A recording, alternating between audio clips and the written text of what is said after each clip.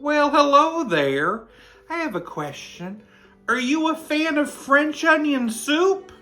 If so, you're gonna love this French onion soup casserole. Let me show you how to make it. In a pan, let's heat up a couple tablespoons of butter. Mix in a tablespoon of brown sugar. I've chopped up 3 onions that I'll be adding to that.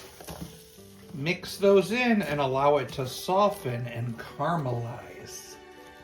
While that's cooking, I need to grate some Swiss cheese. I need about a cup. You're gonna need to grab yourself a day-old baguette. On guard. I'm gonna cut that into like 1-inch pieces and add to a large bowl. I'm gonna add on those caramelized onions, as well as some thyme and some black pepper. You need 1 cup of beef broth, and I'm gonna add a little brandy to that and mix it in. And then pour that on top of the bread, and it'll soften a bit. Pour that into a prepared baking dish, and then cover it with that grated Swiss cheese.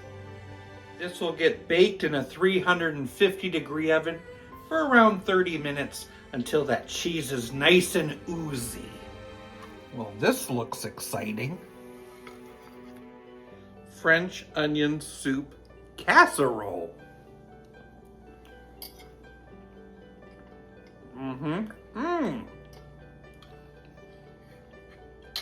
It's totally the soup, and it's good. It has a nice sweetness to it. It's a tasty casserole. I give it a 7.9 out of 10. Where can you buy soup in bulk? The stock market.